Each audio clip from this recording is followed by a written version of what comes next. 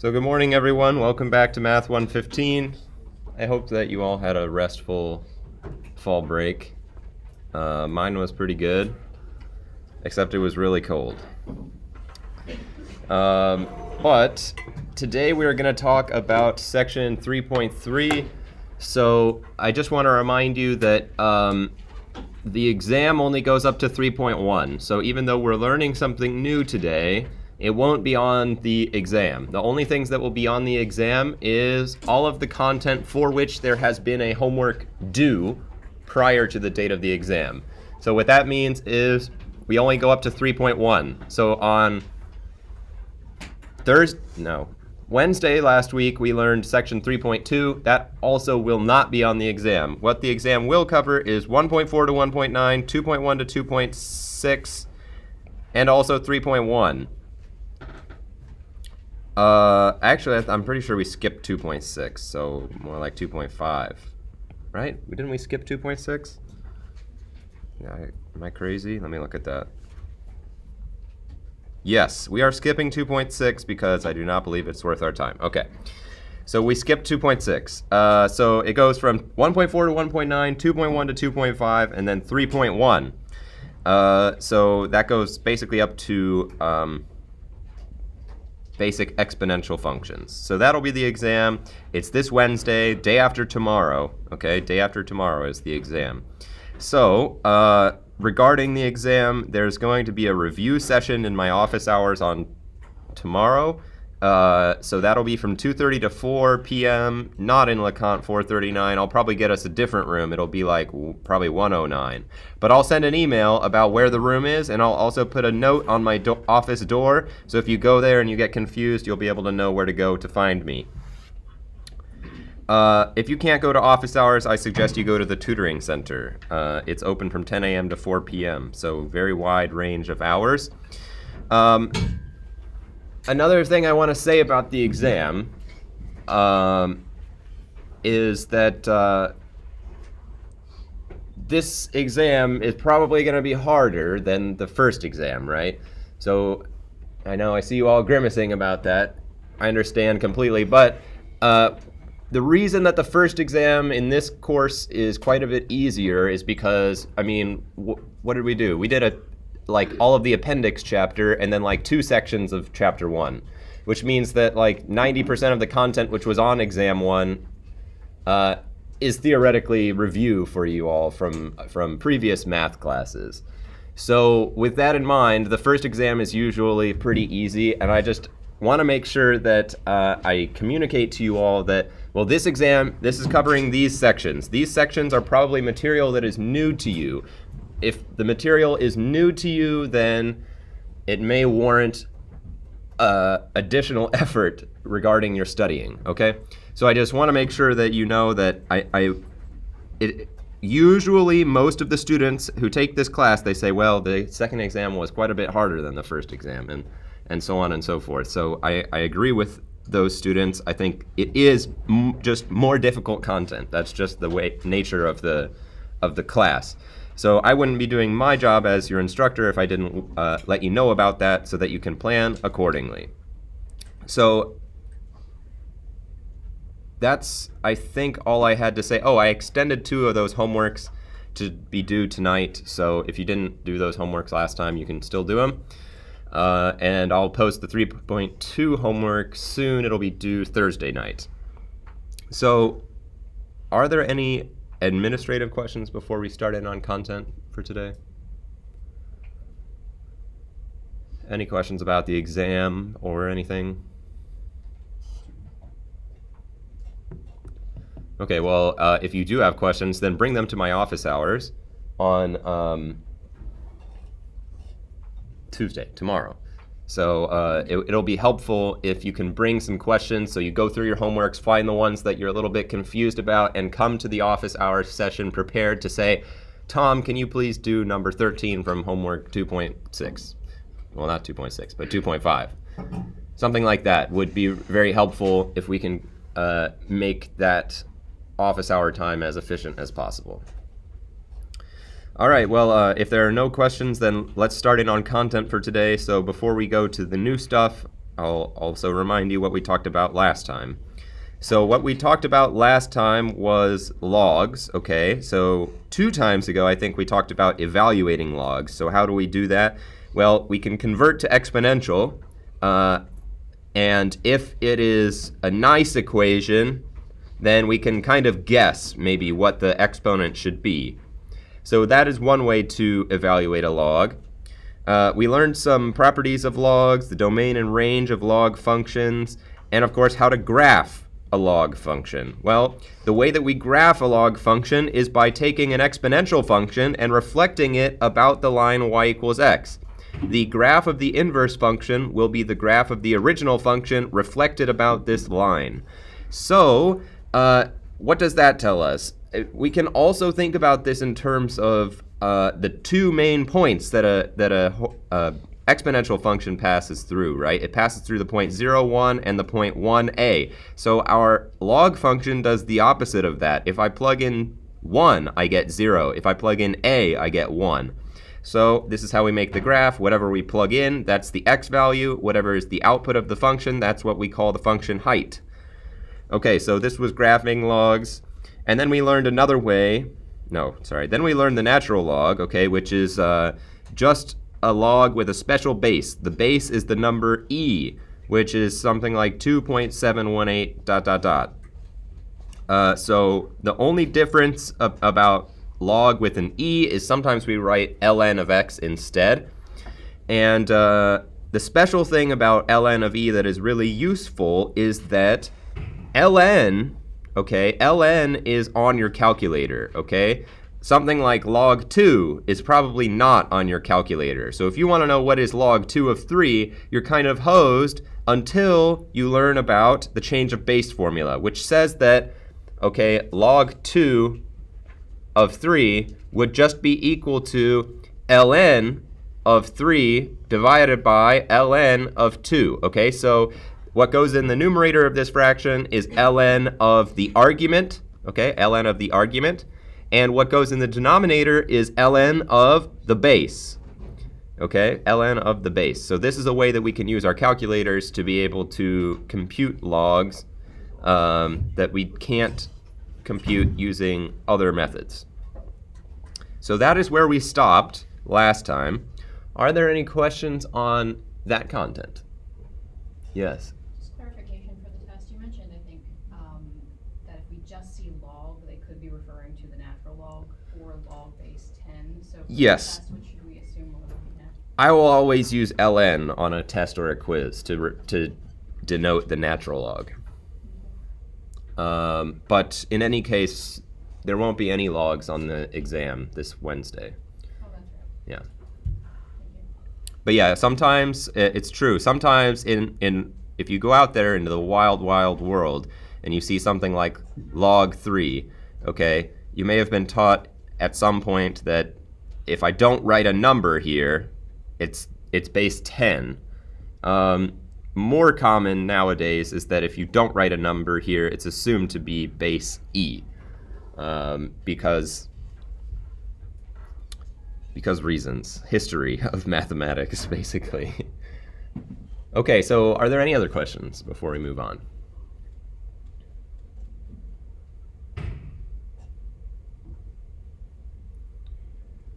Okay, doesn't seem like there are, so let's talk about the next section, which is log rules.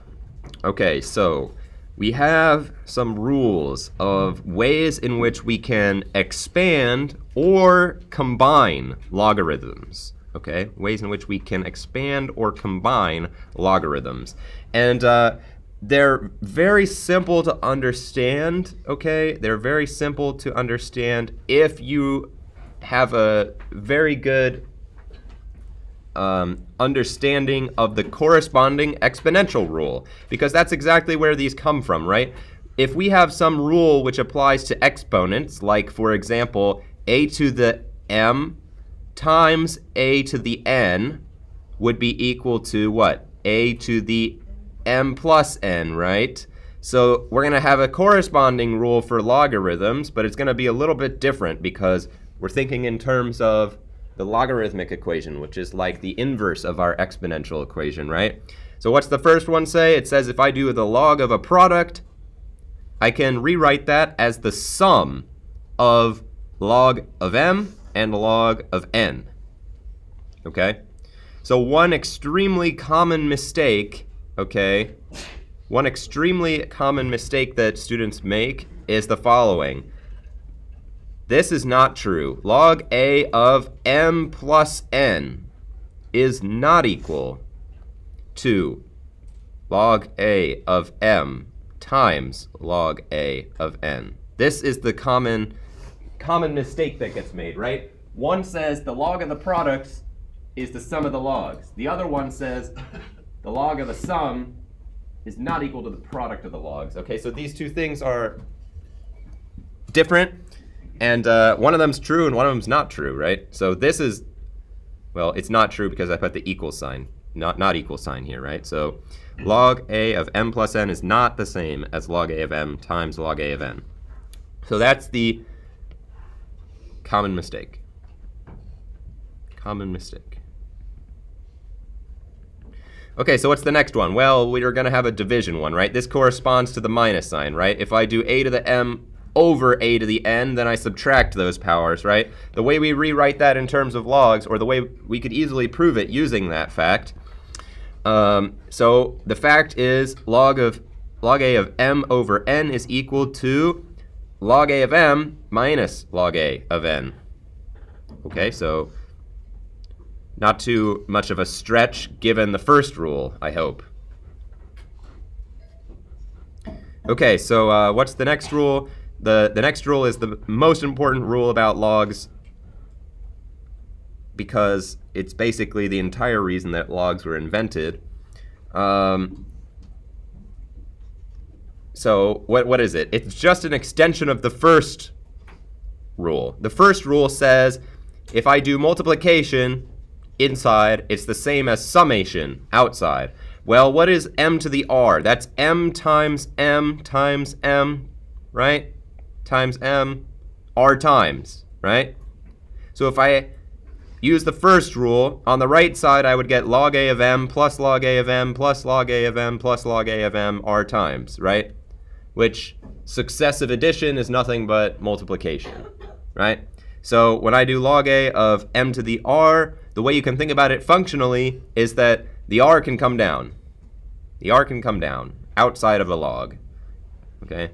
Why is this extremely useful? This is extremely useful because what if we want to know what r is? If we have something like m to the r equals 3, right? Then what can we do? We can do the log on both sides, and we would get log a of, we could even do log 3 of m to the r is equal to log a of 3, right? So if we did that, why is that useful? We bring the r down, okay, so get rid of it here, put it here, and then we divide both sides by log 3 of m, whatever that is. And then we get r by itself, right? So this is why logs basically were invented, is to try to understand this type of problem. So I'm wondering why sometimes this thing goes away, but sometimes it doesn't. It doesn't make a lot of sense to me. Okay, well, anyways, it won't show up in the recording. All right, so, or yeah, maybe it will. No, it shouldn't. Okay. Are there any questions about these 3 log rules? Okay, so my final comment is that they can be used in either order, right? We can take a sum of logs and replace it by a log of a product, or we can take a log of a product and replace it by a sum of the logs, okay? So this leads us to 2 types of problems that you will see on the homework and on a quiz or an exam. Those 2 types are using log rules expand a logarithm that is all the way condensed, or they will say condense a logarithm that is all the way expanded, okay? So you use the rules in one direction versus the other direction in order to either combine logs or in order to uncombine logs, right? So let's start with an example of uncombining logs, okay? So here we have log 5 of z to the 1 over 30 times y to the 5th, okay? So, times y to the 5th. So here's how I would use this. The first thing I would do is rule 1. Rule 1 says that the log of a product is the sum of the logs. So the first thing I'm going to do is expand this as log 5 of z to the 1 over 30 times, no, not times, plus log 5 of y to the 5th. Okay, so I just used the first log rule, okay, to expand this. Okay, so why did I use this rule first? Well, the other candidate is the power rule, right? So this is the power rule for logs. That's what I call that one. So why did I use this rule and not the power rule first? Well, if I wanted to bring this number down, it would need to be the same power on both of them. But it's not the same power on both of them. So first what I do is I split them up so that it's going to be easy for me to use the power rule twice. So I'm going to use now rule 3 times 2, by which I mean I'm using rule 3 twice. The first time, I replace log 5 of z to the 1 over 30 by 1 over 30 log z. And then I do it again on the second one. I replace log 5 of y to the 5th by 5 times log y. And I'm all done. How do I know that I'm all done? Because I can't expand it anymore. My arguments are all just a single variable, right? There's no other rules for me to apply. Okay, so when am I done when I'm expanding? I'm done when I have no powers on the inside and also no products, no divisions. Okay? So I need to make sure I don't have anything like a product or a division or a power on the inside, because I'm trying to take all of these and go to the right side. Okay, so that's an example of that. Are there any questions on this particular example where we did log 5? Oh, you can't see that. God, okay.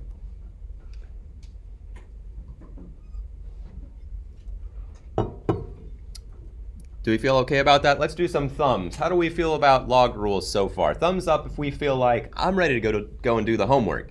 And thumbs down if you're like, well, let's see another example. And somewhere in between if you're somewhere in between. Hold them nice and high so I can see them, please. Okay, that's looking pretty good. Let's see one more example just to nail it home. Uh-oh, what the heck? I never learned any rules on how to do the log of a square root, did I? Or did I? Did I learn any rules that are going to help me do the log of a square root?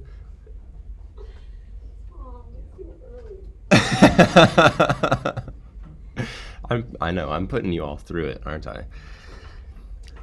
Okay, well, is there any way I can rewrite this so that I could use either a product or a division or a power? Well, how can I rewrite a square root? I can write it as a 1/2 power, can't I? Log 5 of z over y all to the 1/2 power. Okay, what rule should I use now to expand this fully? Should I use the division rule?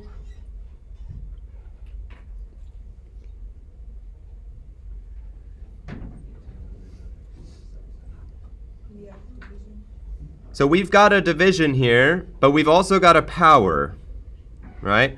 Let's go look at the division rule. The division rule says if I have a number divided by a number, then I can rewrite it as the log of the difference. But what the division rule does not say is if I have a number over a number to a power, right? So what I want to use first is the power rule to get rid of this 1/2 power. If I use that, then I will get 1/2 times log 5, log 5 of z over y, okay? So now I can go ahead and use that division rule because I got rid of that 1/2 power. I have a number divided by another number I can use. So this was rule 3, and then we use rule 1, rule 2, which is the division rule, which says we get log 1/2. And I'm going to use a parentheses here, okay, because I'm going to replace this by a difference. But this 1/2 should still be a factor on both of them. So I use parentheses here, and I replace with log 5 of z minus log 5 of y. End parentheses. Okay? So these two parentheses are crucial. Crucial because it's 1/2 times this thing. If I replace this thing by what it is equal to, I should make sure to multiply both of those two things by the prefactor.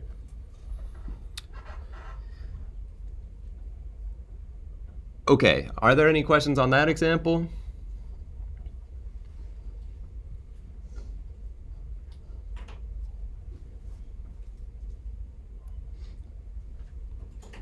Okay, then if not, we'll move on to the next type of problem, which is the combining problem. Okay, so what do we do with the combining problem? We're just going to apply all of these rules in reverse, right? So for this one, see, look, this looks like the answer that I would get if I had done the previous problem, right? I just, use all the log rules to expand this fully. But now I want to go backwards, okay? Anytime I can do something forwards in math, I want to know how to do it backwards too. So let's try it. Let's start with, where should we start? I like to start probably by moving this 2 inside as a power. Okay, why do I want to do that first? Because ultimately what I want to do is combine these two. I can only combine using the rule which says log of m plus log of n would be equal to log of m times n. That's rule 1 in reverse. So why can't I just go ahead and apply that to these first two terms? I can't apply that because in the rule there's no number 2 here, right? There's no number 2 here. So I have to deal with that first before I can go ahead and combine these two. So the first thing I would do is rewrite this as log 2 of 5 squared plus log 2 of 9 minus log 2 of 75. So that was rule 3 in reverse. And then next I'm going to start with, I'm going to combine these two first, and then I'll do the last combination, okay? So the next one I'm going to do log 2 of, what should I do when I add two logs? I should rewrite it as, not as the sum of the logs, but as the log of the, what do we think? Should we do 5 squared plus 9? I added logs, so I should add on the inside, right? No, I should multiply, right? That's the log rule. If I have the sum of the logs, it's the same as the log of the product. So I do 5 squared times 9. And I still have this minus log out back of 75. Okay, so now last step, I just have to combine these last two logs. How do I do it? I have a difference. What do I do with the difference? I divide them. Good. I do log 2 of, I take 5 squared times 9. Whoops. I don't know why that 2 went there. 5 squared times 9, and I divide by 75. Okay, so hopefully you're starting to get the idea of how these log rules work. I'm going to skip over this last example. I think the homework will be more than adequate to help you get a handle on these. But these are 3 that I would definitely recommend memorizing. So if you're a flashcard person, now's the time to bust them out and write these rules on them and put them under your pillow at night so that you can absorb them. All right, so are there any questions on the combining logs problem?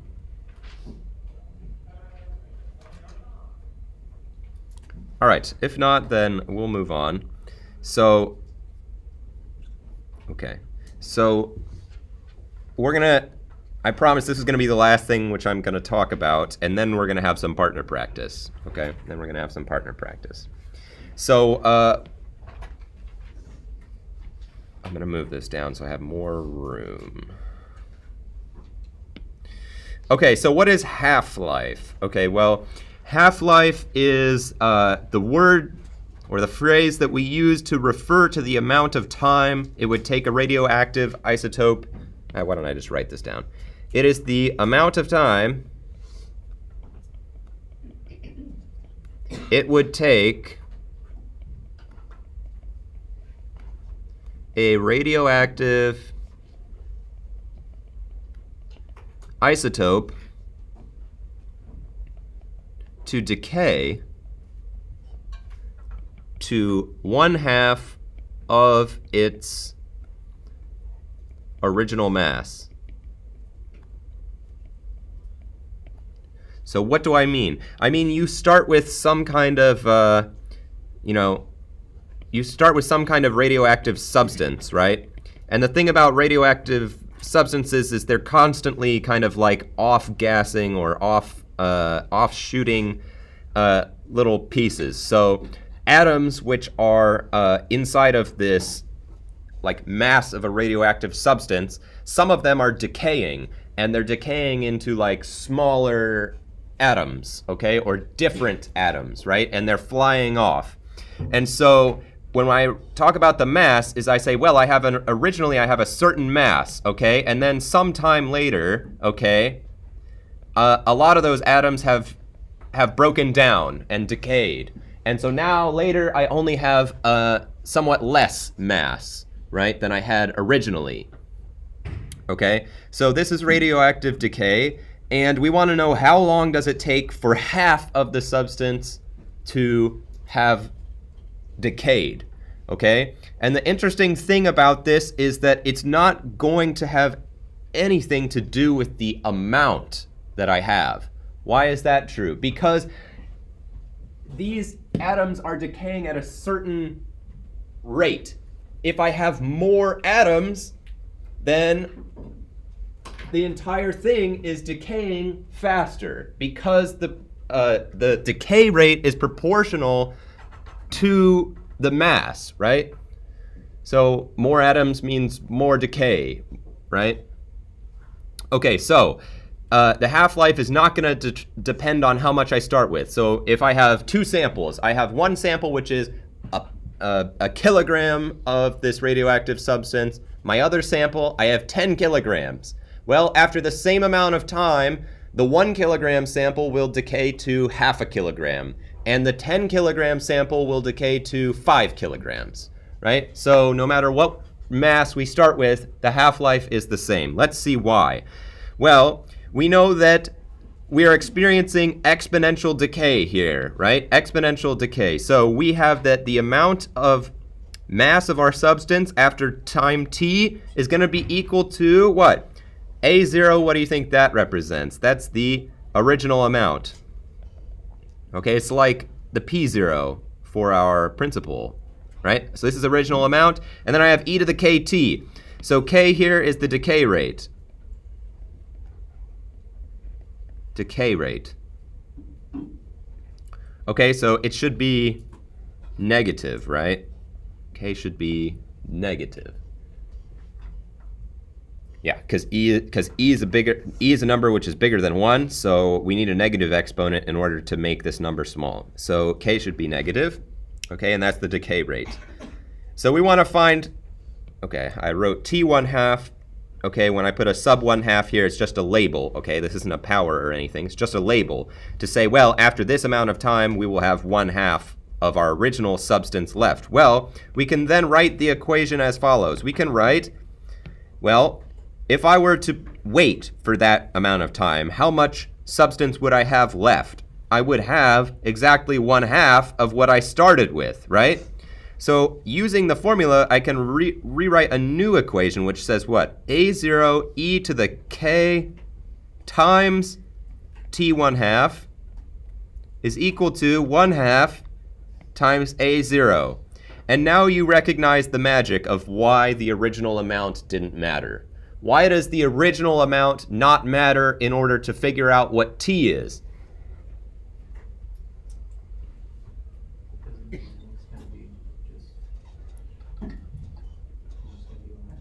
Yeah, what's the first step to simplifying this equation?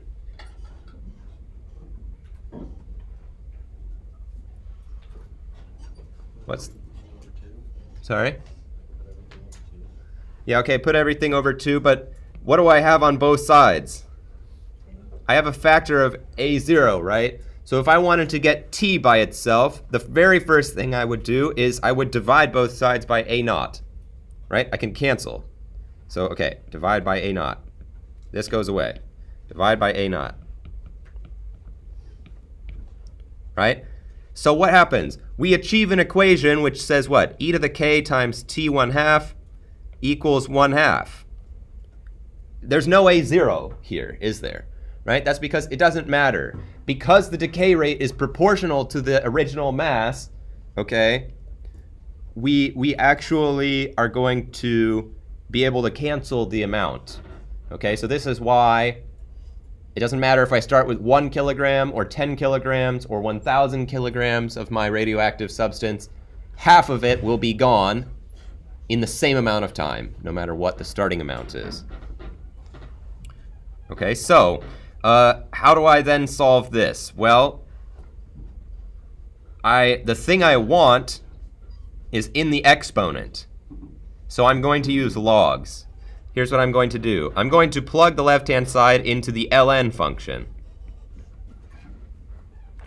And I'm going to plug the right-hand side into the ln function. Okay, so now what do I get? Well, on the left-hand side, I'm doing the log base e of e to a power. What will I get when I do that?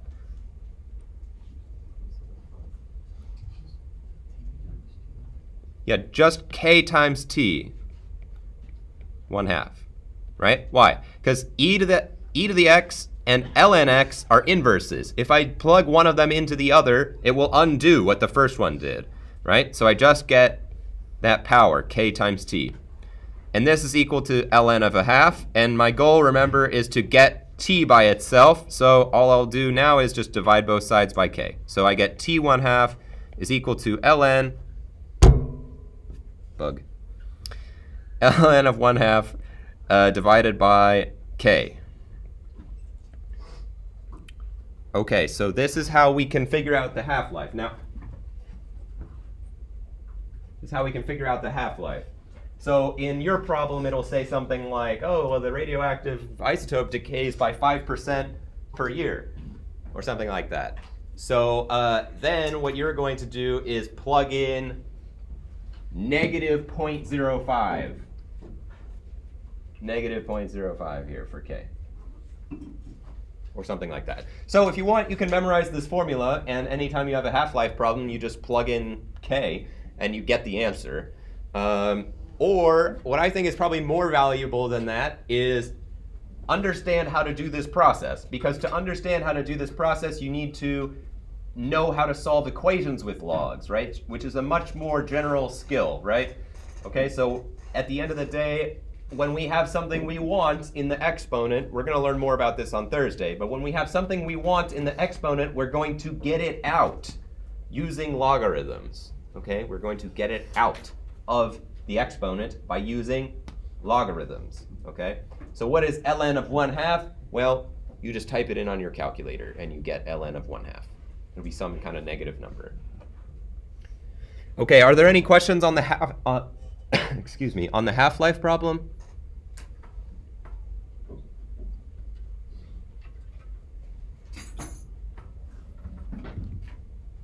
Okay, then we're going to do something similar now. Well, you may notice that there's kind of a relationship. Whoa. Okay, please go away. There we go. Okay, I don't know how that happened. Anyways, you might notice there's a relationship here between this formula and the one for compound continuous interest, right? P naught e to the RT, right? That was for compound continuous interest, right? So these formulas are basically the same. So in this case, we have exponential decay. What about if we have exponential growth, like what I want to happen to my money, right? Well, let's work on this partner problem with a partner. What we want to find is not the amount of time that it's going to take for my money to be 1/2 of what it was, but how long is it going to take for my money to be twice what it was initially, okay? This is a very practical problem. So go ahead and get started with a partner. I'll be walking around if you need a little bit of help. I'm not putting the formulas on the screen because those are something that we need to make sure we have memorized by the time we do the next exam. All right.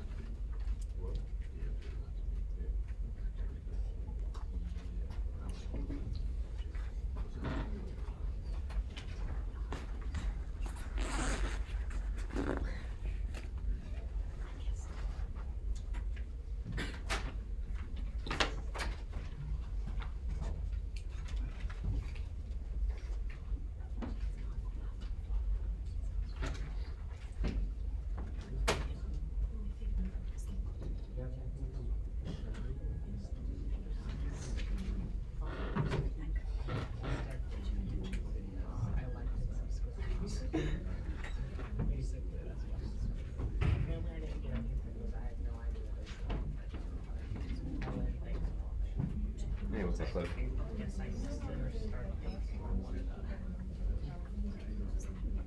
Yeah, so remember how we did the half-life, right? Did it matter what amount we started with? No, we just want to find the time that it takes for it there to be half of what they're starting with, right? So for an investment, right, you'll notice that there's no principal listed, right? There's nothing on here that says, well, Amy invested this much amount of money, right? But that's because, in the same way as the half-life problem, it's not going to matter what the initial investment is, right? Because it's going to cancel it. Does that answer your question?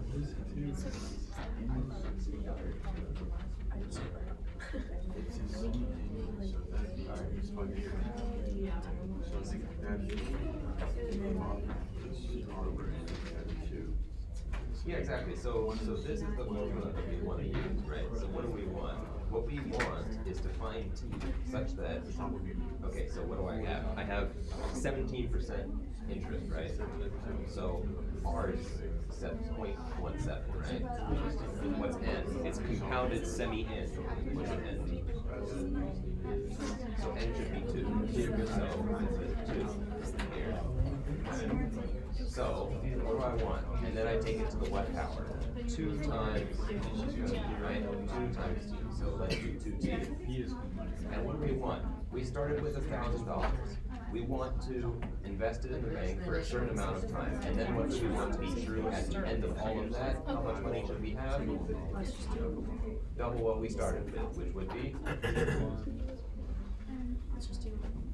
Well, if I start with 1,000 and I double my money, then how much money do I have? 2,000, right? So here comes the 2,000. And now we just want to figure out, we have all of these numbers here, right? What's the one thing you don't know? T. That's what we want to figure out how to get that.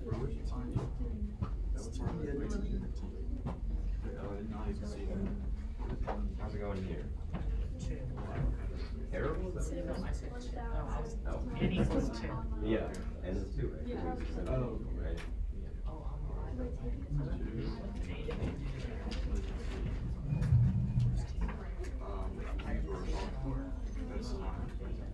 It's possible I haven't posted the video. I think we did that on Wednesday.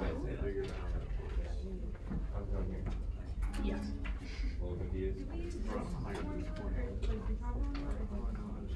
Yeah, so I think this is the formula we want to use, right? Because it says we're compounding semi-annually. So that means we're not using continuous interest. So we use the other formula, which is like. And then so is that when you do one thing? Here, so this is the one you use when you're doing continuous interest. So it'll say continuous somewhere in the problem. We're using that. So we want to use this one. So what do we want to do? What should R be?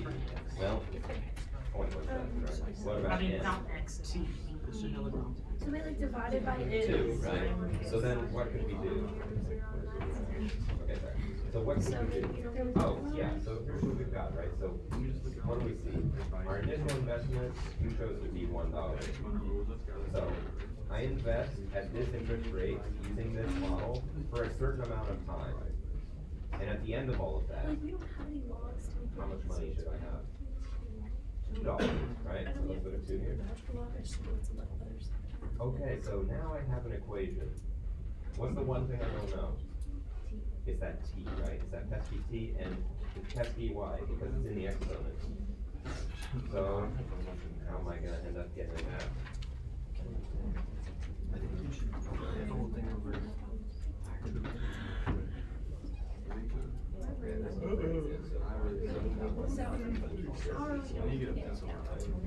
So now what we want to do? I think we can LN this. Answer. How are we gonna handle that? I mean, it's the answer, but I don't like it. Oh, yeah. That's what I don't know. If you do it on the left-hand side, This is not what we're gonna have to do it on the right-hand side, right? So why don't we try right It'd here? be There's ln, and then inside goes all of this. Because if we're trying to get it. I mean, yeah, this is your, I mean, that's the answer. You put LN, you don't have to get LN. Because he's addressing. I just added these together. Yeah, exactly. And then I guess parentheses, X and Well, I guess it's not that you And then what's my do game? My game is to figure out what t is. Right now, it's 2 times t times this log. How do I get t by itself? It's being multiplied by 2. I don't, yeah, but I got the decimal. Divide by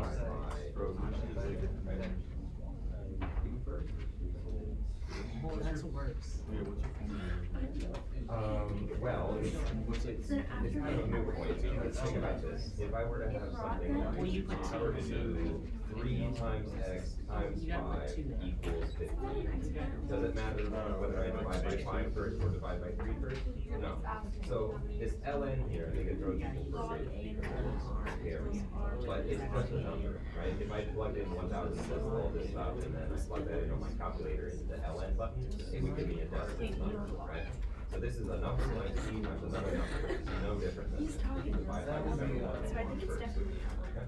Yeah, yeah, like, this is right, yeah, cause like, I did that by, I got that same 0.05, 2x. There's It's like they would cancel, so. You know what I mean? That's it. I just don't know where to go. where you But the go. magic thing isn't working. Okay, so I like this first part, right? So you take 10, plug it into the formula, so I think we just have a plus here. yeah. So 1 plus that.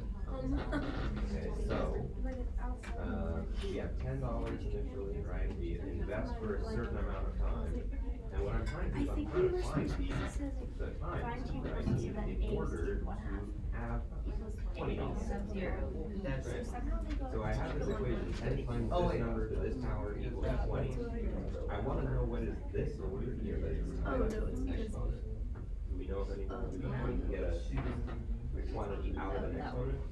Yep. Oh, I get it.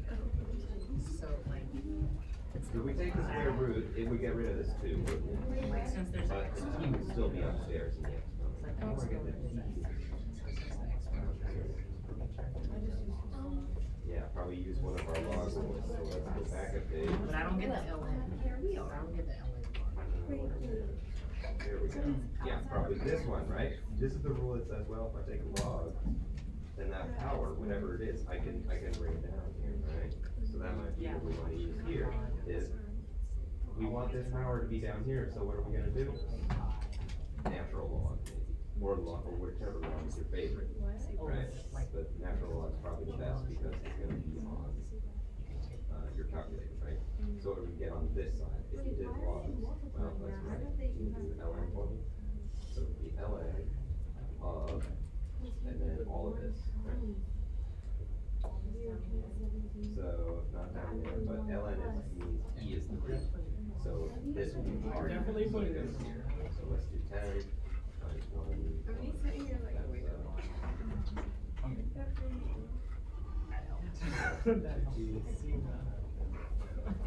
I don't know how we can zero the top. okay, that makes sense. Here for this one.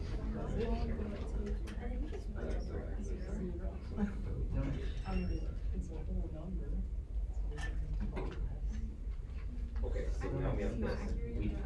plug the left-hand side into a log, that means we should stay on the right-hand side. Okay, so we have an equal sign and then ln. So how did this help us? How did this help us? Our goal is to find out what t is, right? We plug it into the log. The purpose of plugging it into the log was to use the rule that allows us to take exponents out, right? So what are we going to do? We're just going to take that out, right? So instead of having a 2t here, where's it going to go? It's going to go in front as a 2t. So now, what do I have? I have a number times t times another number. If I want to get t by itself, and it's currently being multiplied by a couple of numbers, what would I do? You divide both sides by those numbers, right? Or so we're going to divide by 2 ln of this, right? And on the other side, we're going to do the same thing. And then we'll have to divide both, right?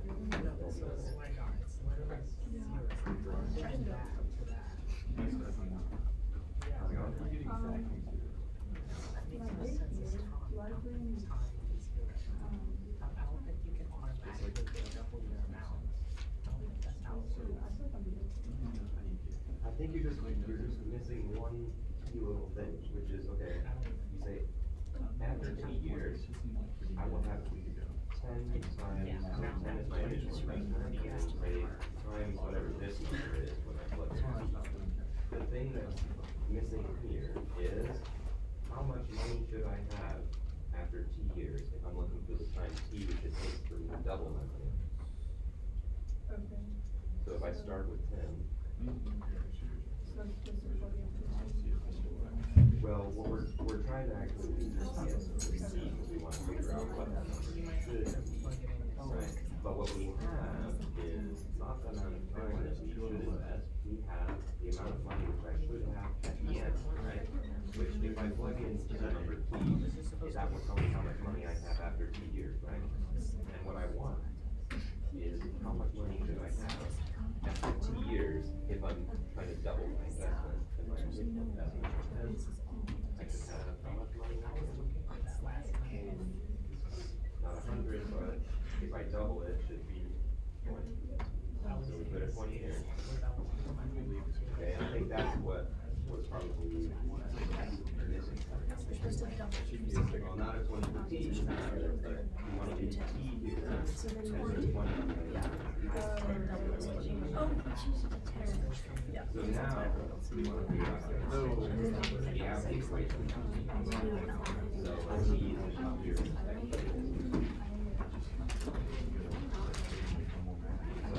what do we figure out for the exponent?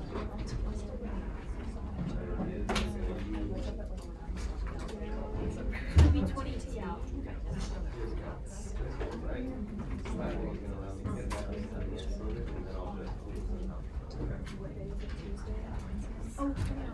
Okay, so we got 1 minute left. Let me take a second to explain what's going on here. So of course, we know that the formula we should use should be A of t will be equal to whatever our initial investment is, times what? 1 plus 0.17 over 2 to the 2t. Okay, this is just plugging in to our formula, our interest rate, and the number of times compounded. And what should be true is I'm trying to find the value t such that if I plug it into this formula, the amount of money I have at the end is 2 times what I started with. Okay, so this is the formula that we get. So from here you can easily see that A naught is going to cancel. And then what are we going to do? To get t by itself, we're going to plug a log on both sides. 1 plus 0.17 over 2 to the 2t equals ln of 2, right? And then from here, what do? I use the log rule, which allows me to take this down. So I get 2t times ln of 1 plus 0.17 over 2 is equal to ln of 2. And then from here, I have nothing but a number times t times another number. So all I'm going to do is on both sides, I'm going to divide by 2 ln of 1 plus 0.17 over 2. And then I will have my answer on the right-hand side. Okay, so that's all I have for today. I'm out of time. So we'll talk more about this next time.